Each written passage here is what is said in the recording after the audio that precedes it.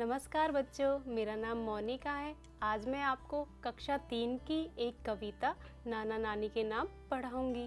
उम्मीद है आप इसे ध्यानपूर्वक सुनेंगे तथा समझेंगे।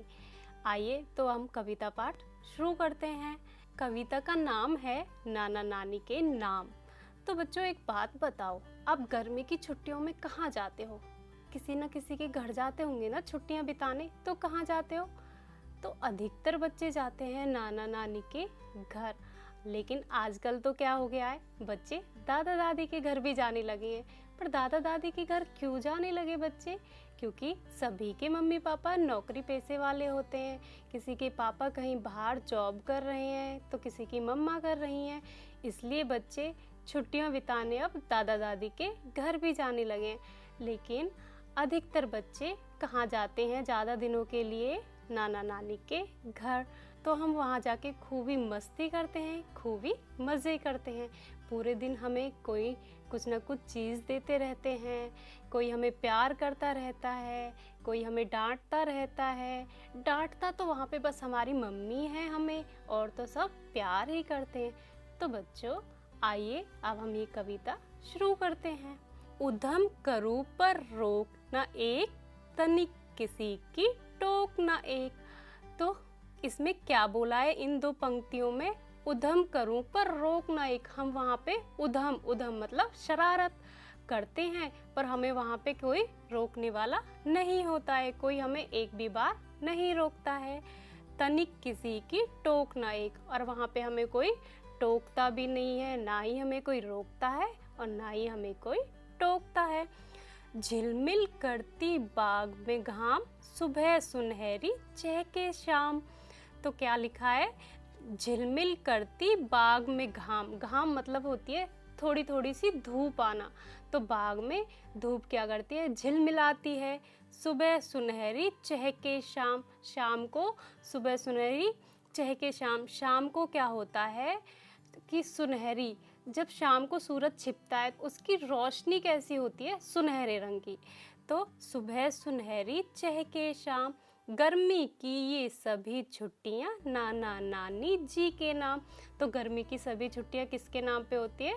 नाना नानी के नाम पर। तो आइए अब हम अगली पंक्तियां पढ़ते हैं। मामी मूर्ख बनाए एक, नानी कथा सुनाए एक। जो मामी है, मामी कौन होती है? मामा जी की घरवाली, वो होती है हमारी मामी। मामी मूर्ख बनाए एक। जो मामी है वो हमको मूर्ख बनाती रहती हैं। मूर्ख मतलब हमें उल्लू बनाती रहती हैं। कभी हमसे कुछ बोल दिया कि वहाँ पे जाओ वो चीज़ रखिए और ले लो, लेकिन वहाँ पे होती नहीं है। तो मामी हमें क्या बनाती रहती हैं? उल्लू बनाती रहती है, हमारे साथ मजाक करती रहती हैं। नानी कथा सुनाए एक, और जो नानी है वो हमें कहानी सुनाती हैं। दिन भर गपशप और आराम, मम्मी जी का बस यह काम। तो जो हमारी मम्मी होती हैं वो घर पे तो पूरा काम करती हैं, लेकिन नानी के घर जाके क्या करती हैं?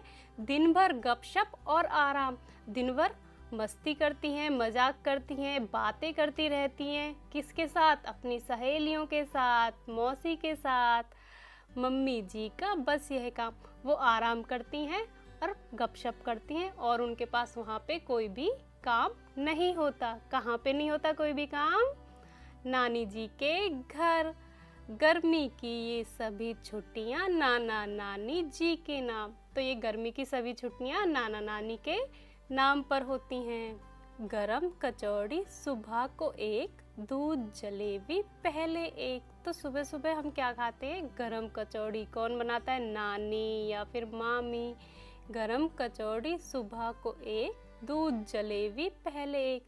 गरम गरम कचौड़ियाँ मिलती हैं खाने को, दूध जलेबी मिलती है। थोड़े जामुन ज़्यादा आम, काले काले पीत ललाम। हमें वहाँ पे जामुन मिलते हैं। जामुन तो हम थोड़े ही खाते हैं, लेकिन ज़्यादा आम, और आम हम बहुत सारे खा जाते हैं। बहुत सारे क्यों खा जाते हैं? क्योंकि आम हमें बहुत पसंद होते हैं।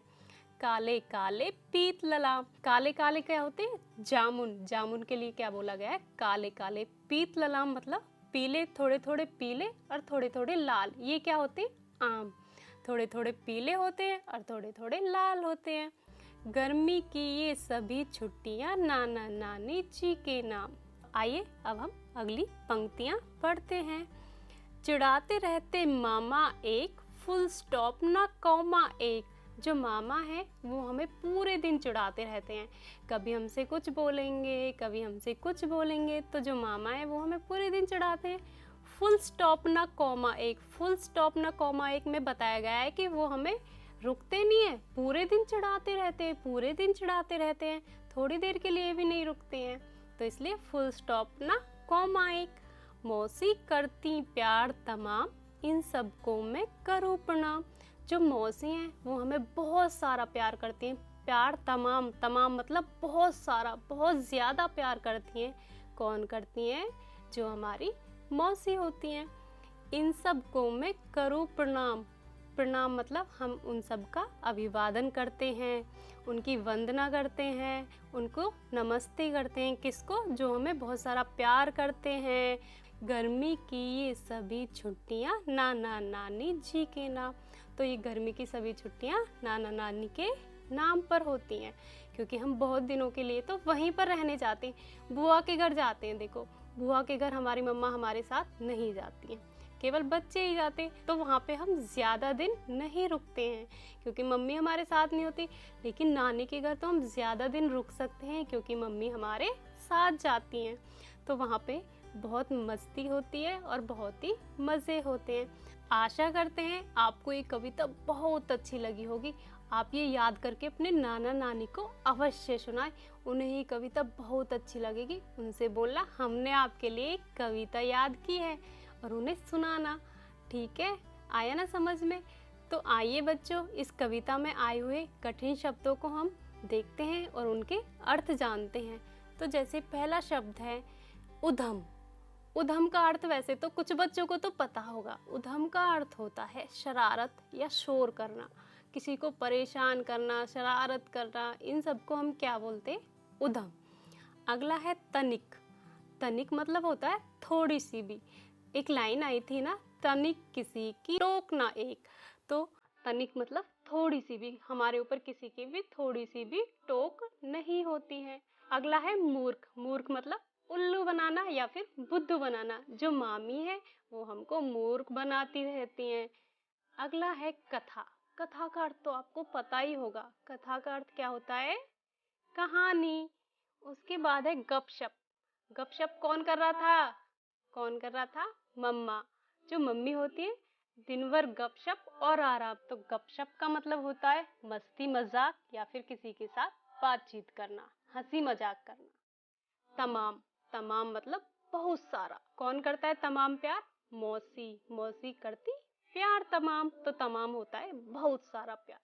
अगला है प्रणाम। प्रणाम मतलब अभिवादन या फिर नमस्कार, हम वंदना भी कह सकते हैं। तो अब प्रणाम का मतलब होता है अभिवादन या फिर किसी को नमस्कार करना, किसी की वंदना करना। तो आशा है बच्चों आपको ये कठिन शब्द समझ में आ गए होंगे, और ये आपकी कठिन शब्द मदद करेंगे इस कविता को समझने में भी। आप इस कविता को याद करके नाना नानी को जरूर सुनाएं। उन्हें ये जब आप सुनाओगे तो उन्हें बहुत अच्छा लगेगा। उन्हें लगेगा कि हाँ, बच्चे हमसे कितना प्यार करते हैं, उन्होंने हमारे लिए एक कविता भी याद की है। तो बच्चों फिर मिलेंगे एक और नए अध्याय के साथ। तब तक के लिए नमस्कार।